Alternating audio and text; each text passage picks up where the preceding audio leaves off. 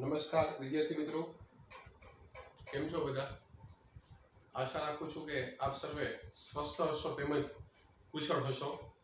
આપણે ભણી રહ્યા છીએ 11 સાયન્સ બાયોલોજી.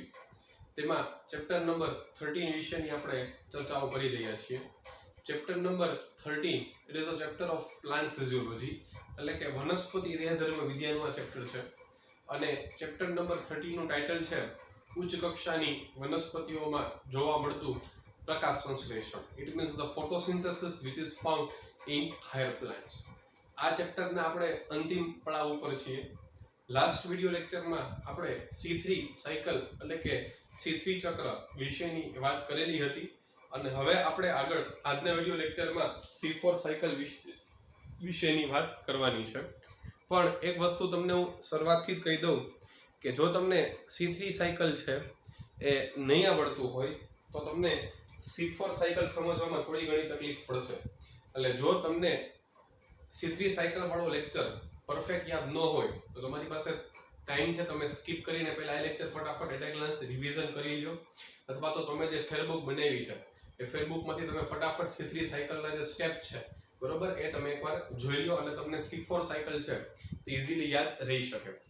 લેક્ચરની શરૂઆત કરતા પહેલા હું તમને એ સમજાવી દઉં કે ખરેખર ફોટોસિન્થેસિસ એટલે કે પ્રકાશ સંશ્લેષણ is equal to light reaction plus dark reaction. બરોબર, આ તમને ખરેખર આવડતું જ હોવું જોઈએ. લાઇટ રિએક્શનમાં ચાર ઘટના: સૌર ઉર્જાનું શોષણ, means the absorption of the solar energy. પછી શું થાય છે તો કે પછી થાય છે પાણીનું જળ વિભાજન, મતલબ કે સ્પ્લિટિંગ ઓફ ધ H2O. જેવું પાણીનું જળ વિભાજન થાય એની સાથે સાથે શું થાય તો કે ઓક્સિજનની મુક્તિ થશે. બરોબર છે, એટલે આવી ઘટનાઓ છે એ તમને લાઇટ રિએક્શનમાં જોવા મળશે. સાથે સાથે મહત્વની ઘટના એનર્જી રીચ મોલેક્યુલ્સ, એટલે કે એવા મોલેક્યુલ કે જેમાં ખૂબ જ ઉર્જા છે તેવા ATP અને NADPH નું નિર્માણ.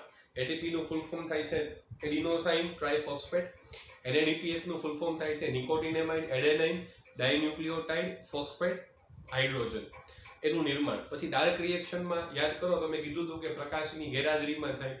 લાઇટ રિએક્શન હરિતકણના ગ્રેનામાં થાય, ડાર્ક રિએક્શન છે તે હરિતકણના સ્ટ્રોમામાં તમને થતું જોવા મળે છે. ડાર્ક રિએક્શન છે એ લાઇટ રિએક્શન પર આધારિત નથી, પણ ડાર્ક રિએક્શન છે એ લાઇટ રિએક્શનની નિપજ પર આધારિત છે. બરોબર છે, એ બધી વાતો આપણે કરેલી છે.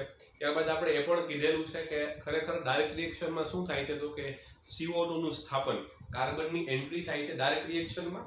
અને હવે અહીંથી બે ઓપ્શન છે કે C3 સાયકલ અને C4 સાયકલ. બરોબર છે, C3 સાયકલ તો કે પહેલી નિપજ છે તે 3 કાર્બન વાળો એસિડ છે, એનું નામ છે ફોસ્ફોગ્લિસરિક એસિડ, મતલબ કે PGA.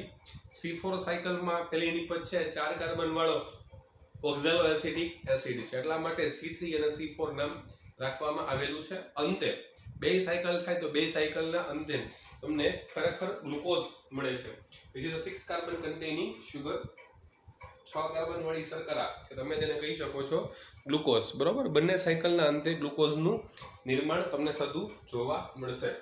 C3 સાયકલ વિશેની આપણે વાત કરેલી છે. બરોબર, કેટલા ATP યુઝ થાય છે એની પણ ચર્ચા વિચારણા કરેલી છે. બરોબર, તો આજનું ટાઇટલ છે C4 સાયકલ. વચ્ચે જ્યાં જરૂર લાગશે ત્યાં આપણે C3 સાયકલ બરોબર છે એનું પણ તમને હું થોડું ઘણું રિવિઝન એ કરાવી દઈશ. ઓકે, તો બરોબર સમજજો. ટાઇટલ કંઈક આવું છે, ટાઇટલ છે C4 સાયકલ. બરોબર છે, title of this question is a C4 cycle. તમે જેને C4 ચક્ર પણ કહી શકો છો. બરોબર, તમે જેને શું કહી શકો છો, તમે જેને C4 ચક્ર પણ કહી શકો છો. એટલે યાદ રાખવું કે ખરેખર C4 સાયકલને તમે C4 ચક્ર પણ કહી શકો છો. ઓકે, નાઉ સી હિયર આપણે એવું કીધું હતું કે C3 સાયકલને તમે કેલ્વિન ચક્ર પણ કહી શકો છો, કેમ કે તેની શોધ કેલ્વિન અને સાથીઓ દ્વારા કરેલી હતી. જ્યારે આનું નામ છે હેચ-સ્લેક પાથવે. તો પોઈન્ટ નંબર 1 કે આનું અન્ય નામ શું છે તો કે અન્ય નામ છે હેચ-સ્લેક પાથવે. બરોબર, hatch-slack pathway is the another name of C4 cycle. આ થઈ ગયું પોઈન્ટ નંબર 1. ચલો, પોઈન્ટ નંબર 2 માં તમારે શું કહેવાનું છે કે C4 સાયકલની ફર્સ્ટ પ્રોડક્ટ, બરોબર, પહેલી નિપજ છે એ 3 કાર્બન વાળી નહીં હોય પરંતુ 4 કાર્બન વાળો એસિડ છે, અને આ એસિડ નું નામ છે oxaloacetic acid, oxaloacetic acid, બરોબર. So the first product of C4 cycle is a 4 carbon containing acid કે જેનું નામ શું છે, જેનું નામ છે ઓક્ઝેલો એસિટિક એસિડ. આ વન લાઇનર ક્વેશ્ચન થઈ ગયો છે, બરોબર. એક માર્કમાં MCQ માં ક્યાંક તમને આડો આવી શકે. ઓક્ઝેલો એસિટિક એસિડ. ચાલો હવે જો પોઈન્ટ નંબર 3 ની વાત કરીએ તો આમાં બરોબર સમજજો કે અહીંયા C4 સાયકલમાં CO2 નો પ્રાથમિક ગ્રાહક, ચાલો CO2 નો પ્રાથમિક ગ્રાહક કમ્પેર કરો કે C3 સાયકલમાં તમે એવું કીધેલું હતું કે 5 કાર્બન કન્ટેનિંગ સુગર રેડ્યુલોઝ 1,5 બાયફોસ્ફેટ મતલબ કે RUBP. અહીંયા છે CO2 નો પ્રાથમિક ગ્રાહક છે એ 3 કાર્બન વાળો પેપ છે, phosphoenolpyruvate, which is 3 carbon containing molecule, 3 carbon ધરાવતો પદાર્થ, બરોબર છે. પેપ એને કહેવાશે ફોસ્ફોઇનોલ પાયરુવેટ, એને કહેવાશે ફોસ્ફોઇનોલ પાયરુવેટ, એ 3 કાર્બન ધરાવતો પદાર્થ છે. ચાલો પોઈન્ટ નંબર 4 ખૂબ જ મહત્વનો મુદ્દો. આપણે એવું કીધેલું હતું કે ખરેખર C3 સાયકલ છે એ C3 પ્લાન્ટ્સમાં જોવા મળે. આ C4 સાયકલ છે તે ક્યાં જોવા મળશે તો કે તે C4 પ્રકારના પ્લાન્ટ્સ મતલબ કે C4 પ્રકારની વનસ્પતિમાં ખાસ કરીને જોવા મળે છે. ઓકે, ત્યારબાદ તમે કહી શકો છો કે ખરેખર C4 સાયકલ છે તેમાં ટોટલ 2 પ્રકારના સેલ, બરોબર, 2 પ્રકારના કોષો માં આ સાયકલ તમને કમ્પ્લીટ થતી જોવા મળશે. યાદ કરો C3 સાયકલમાં એક જ કોષ હતા, એ હતા માત્ર ને માત્ર મધ્યપર્ણ પેશીના કોષો. અહીંયા C4 સાયકલમાં 2 પ્રકારના કોષો આવશે. એકમાં લખું છું હું મધ્યપર્ણ પેશીના કોષો, આ થઈ ગયો પ્રકાર નંબર 1. અને પ્રકાર નંબર 2 માં હું લખીશ પુલકંચુક પ્રકારના કોષો, બરોબર. મધ્યપર્ણ પેશીના કોષો એ ટાઈપ નંબર 1 અને ટાઈપ નંબર 2 માં લખીશું પુલકંચુક પ્રકારના કોષો. You have two remember this કે ખરેખર C4 સાયકલ છે તે C4 વનસ્પતિમાં જોવા મળે અને C4 વનસ્પતિમાં કેટલા પ્રકારના કોષો જોવા મળે છે. So you have to say like this. Total 2 types of cells are there. પહેલો પ્રકાર છે એ આવશે મધ્યપર્ણ પેશીના કોષો અને બીજો પ્રકાર છે આવશે પુલકંચુક કોષો. યાદ કરો C3 સાયકલમાં માત્ર એક જ પ્રકારના કોષો હતા અને તે હતા મધ્યપર્ણ પેશીના કોષો. અહીંયા તમને 2 પ્રકારના કોષો જોવા મળે છે, મધ્યપર્ણ પેશીના કોષો અને પુલકંચુક કોષો. ચાલો પછી નેક્સ્ટ પોઈન્ટ ની વાત કરીએ તો what will be the main enzyme.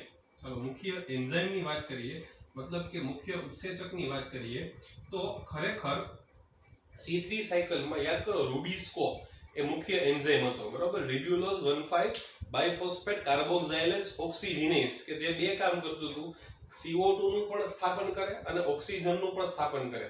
મતલબ જે રૂબિસ્કો છે, બરોબર છે, રૂબિસ્કો છે એ એન્ઝાઇમ CO2 ની પણ એન્ટ્રી કરાવે અને O2 ની પણ એન્ટ્રી કરાવે. તો અહીંયા મુખ્ય 2 એન્ઝાઇમ, બરોબર છે, રિસ્પોન્સિબલ છે, 2 એન્ઝાઇમ જોવા મળશે. એમાંથી પહેલો એન્ઝાઇમ છે એનું નામ છે પેપ્કેઝ, બરોબર છે, પેપ્કેઝ અથવા તો પેપ કાર્બોક્સાઇલેઝ અને બીજો એન્ઝાઇમ છે એ હશે રૂબિસ્કો. Okay, so you have to remember here 2 names are there, પેપ્કેઝ અને રૂબિસ્કો, બરોબર છે, અથવા તો પેપ કાર્બોક્સાઇલેઝ એવું તમે કહી શકો છો.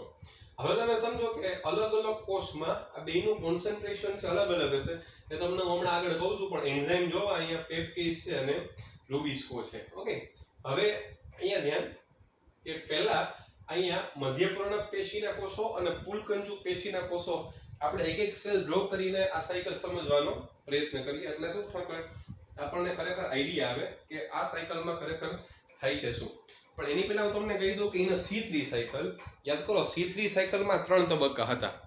તબક્કો નંબર 1 કાર્બોક્સાઇલેશન, એટલે તેમાં શું થતું હતું તબક્કા નંબર 1 માં તો કે CO2 નું સ્થાપન. યાદ કરો CO2 છે તે 5 કાર્બન વાળા રિબ્યુલોઝ 1,5 બાયફોસ્ફેટ સાથે જોડાય અને 3 કાર્બન વાળા 2 મોલેક્યુલ ઓફ PGA બનાવતા હતા, બરોબર છે. આ થઈ ગઈ ઘટના નંબર 1.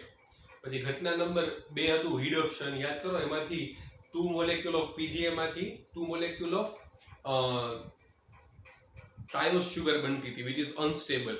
ત્યાં 2 ATP અને 2 NADPH નો યુઝ થતો હતો.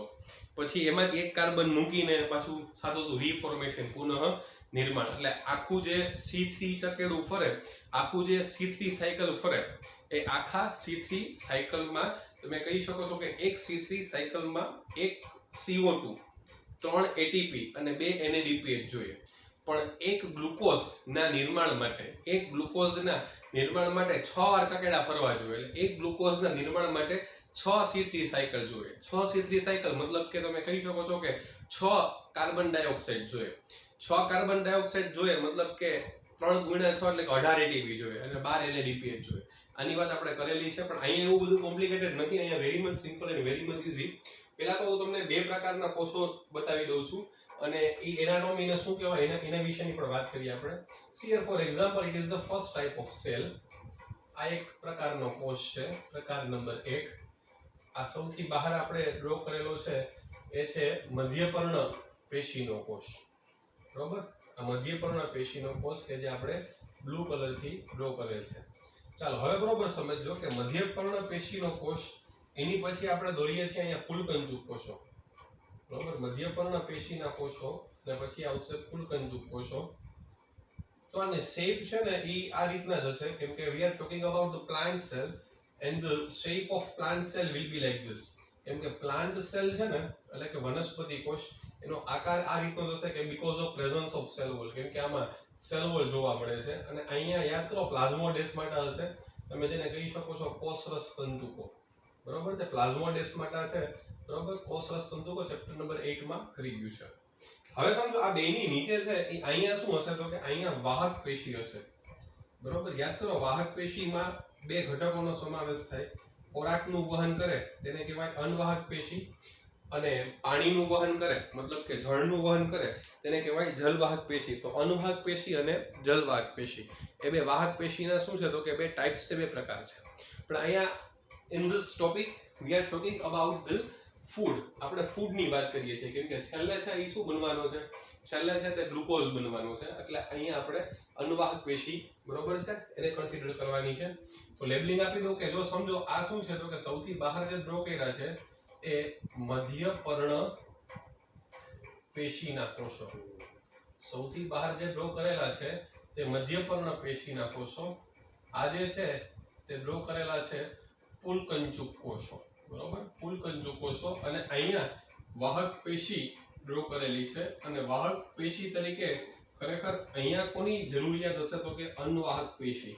બરોબર, અનવાહક પેશી. અનવાહક પેશી ખરેખર આ બધું સ્ટ્રક્ચર લીવ્સમાં છે, મતલબ કે પર્ણમાં છે. યાદ કરો બરોબર, કેમ કે ડાર્ક રિએક્શન પણ ક્યાં થાય છે તો કે હરિતકણમાં થાય છે, પણ હરિતકણના સ્ટ્રોમામાં મતલબ કે આધારકમાં થાય છે. બરોબર, આવું વાક્ય ક્યાંક આવી ગયું હશે, નો એવું નોટ કરી લેજો કે ડાર્ક રિએક્શન છે એને એન્ઝાઇમેટિક રિએક્શન પણ કહેવાય. એટલે કે જે અંધકાર પ્રક્રિયા છે એને ઉત્સેચકીય તબક્કો પણ કહેવાય, કેમ કે ઘણા બધા પ્રકારના એન્ઝાઇમ્સ, ઘણા બધા પ્રકારના ઉત્સેચકો છે એ ડાર્ક રિએક્શનમાં ભાગ ભજવતા હોય છે. સમજો આ it is a one type of special type of structure. આ એક વિશિષ્ટ પ્રકારની ગોઠવણી છે. જો ફૂલકંજુ કોષો બધી વનસ્પતિમાં નહીં હોય, માત્ર ને માત્ર છે ને C4 પ્લાન્ટમાં હશે. એટલે તમારે આવું પણ યાદ રાખવું કે C4 સાયકલ છે બરોબર, it is found in which type of plants? It is found in only C4 plants. A C4 plants માં જોવા મળે છે, C4 પ્રકારની વનસ્પતિમાં જોવા મળે છે. આ બેની ગોઠવણીને તમે કહી શકો છો ક્રેન્સ એનાટોમી. જો એક શબ્દ લખું છું અહીંયા હું, ક્રેન્સ એનાટોમી. બરોબર છે, ક્રેન્સ એનાટોમી. ક્રેન્સ એનાટોમી મતલબ કે શું તો કે બહારની તરફ મધ્યપર્ણ પેશીના કોષો, અંદરની તરફ ફૂલકંજુ કોષો, અને એની નીચે શું તો કે વાહક પેશી તરીકે અનવાહક પેશીની હાજરી. તો આવી ગોઠવણીને શું કહેવાય? ક્રેન્સ એનાટોમી કહેવાય. આ ક્રેન્સ એનાટોમી છે. યાદ રાખજો મિત્રો કે C3 સાયકલમાં તમને કોઈ પણ સંજોગોમાં ક્રેન્સ એનાટોમી જોવા મળતું નથી. ઓકે, હવે સમજો બે કોષોમાં અલગ અલગ એન્ઝાઇમની અલગ અલગ માત્રા છે, કોન્સન્ટ્રેશન છે. જેમ કે આ જે મધ્યપર્ણ પેશીનો કોષ છે, તો યાદ રાખવું કે મધ્યપર્ણ પેશીના કોષમાં જે પેપ્કેઝ એન્ઝાઇમ છે, બરોબર છે, પેપ્કેઝ એન્ઝાઇમ છે, it is found in high concentration. એટલે કે વધુ સાંદ્રતામાં, તમે લખી નાખજો, મારે બોર્ડ નાનું છે એટલે વધુ સાંદ્રતામાં પેપ્કેઝ એન્ઝાઇમ જોવા મળે છે. અને રૂબિસ્કો છે, બરોબર, it is found in a low concentration. એટલે મધ્યપર્ણ પેશીના કોષોમાં રૂબિસ્કો છે તે ઓછી સાંદ્રતામાં જોવા મળે છે. ફૂલકંજુ કોષોમાં તમે કહી શકો છો કે ફૂલકંજુ કોષોમાં ઊંધું થઈ જશે. આ જે રૂબિસ્કો છે, બરોબર છે, it is found in the high concentration. જ્યારે આ પેપ્કીઝ છે, પેપ્કીઝ ઉત્સેચક છે, it is found in a low concentration. એટલે મધ્યપર્ણ પેશીના કોષોમાં પેપ્કેઝ વધારે છે, અહીંયા રૂબિસ્કો વધારે છે. અહીંયા શું છે તો કે રૂબિસ્કો ઓછો છે અને અહીંયા પેપ્કેઝ કેવો છે તો કે ઓછો છે. ઓકે, નાઉ સી CO2 ખરેખર ક્યાં હશે તો સામાન્ય કન્ડિશનમાં CO2 અત્યારે વાતાવરણમાં છે, બરોબર. ઇક્વેશન યાદ કરો, ખાલી CO2 નું જ કામકાજ બાકી હશે. CO2 આ એટમોસ્ફેરિક CO2 છે, મતલબ કે વાતાવરણમાં CO2 છે, બરોબર. હવે યાદ કરો C3 સાયકલ, CO2 નું સ્થાપન કોણ કરે છે તો કે CO2 નું સ્થાપન 5 કાર્બન વાળું શર્કરા RUBP મતલબ કે રિબ્યુલોઝ 1,5 બાયફોસ્ફેટ કરે છે. CO2 નું સ્થાપન વાતાવરણમાંથી કઈ જગ્યાએ સ્થાપન કરશે તો કે મધ્યપર્ણ પેશીના કોષોમાં શું કરે છે તો કે CO2 નું સ્થાપન કરે છે. Okay, let S C. હવે અહીંયા આ CO2 છે એની એન્ટ્રી ક્યાં થશે તો કે મધ્યપર્ણ પેશીના કોષોમાં. પણ જો આ CO2 નો પ્રાથમિક ગ્રાહક કોણ છે તો કે પ્રાથમિક ગ્રાહક વહાં તો 5 કાર્બન કન્ટેનિંગ RUBP, અહીંયા છે 3 carbon containing PEP phosphoenolpyruvate. એટલે અહીંયા હું લખું છું PEP PEP phosphoenolpyruvate which is 3 carbon containing acid. એટલે આ રીતે શું થશે તો કે CO2 કે જેની પાસે કાર્બનની સંખ્યા ગણો which is 1 carbon containing molecule, એક કાર્બન ધરાવતો પદાર્થ, combines with PEP which is 3 carbon containing molecule, 3 carbon ધરાવતો પદાર્થ. મતલબ અહીંયા જે પદાર્થ બનશે it will be the 4 carbon containing molecule. નામ છે અહીંયા ઓક્ઝેલો એસિટિક એસિડ.